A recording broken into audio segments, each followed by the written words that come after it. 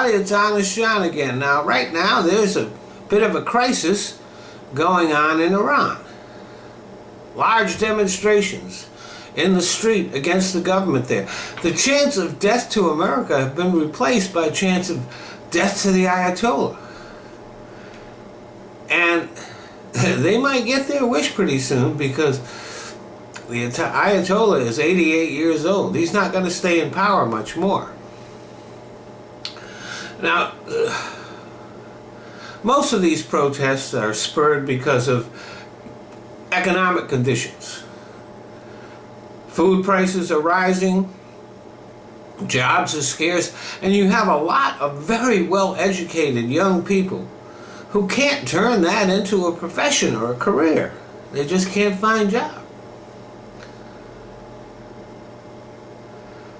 So there is going to be a secession battle looming on the horizon in Iran.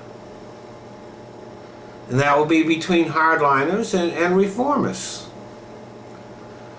And this will play out within that country. We will not be able to determine the outcome. But we can have some influence on it.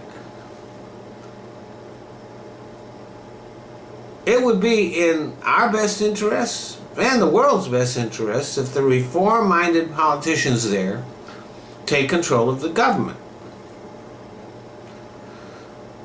Now, we have limited influence to make that happen, but we can sure screw it up. In order to avoid that, we must be very careful, subtle, and sophisticated in our dealings with Iran. Unfortunately, we have a president who is incapable of those things, and a Secretary of State who's a rank amateur.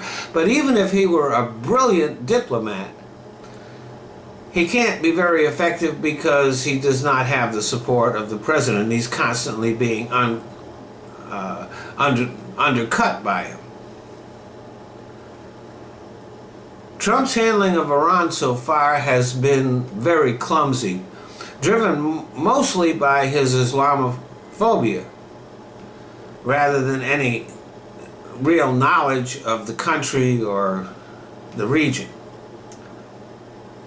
For example, all experts agree that Iran is in full compliance with the nuclear deal. They might be doing other things we don't like, but as far as that deal goes, they are completely compliant with it. Trump wants to scrap it.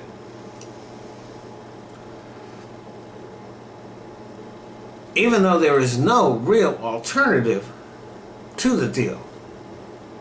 Trump wants to put more pressure on Iran, even though this would strengthen the hardliners. There's a real opportunity here for a government to take power in Iran which would be more forward-thinking. They won't be our friends, but they'll be slightly less hostile to us and slightly more open to the world. But that would require a competent, knowledgeable, informed, and thoughtful president. And Donald Trump is none of these things. Thanks for listening.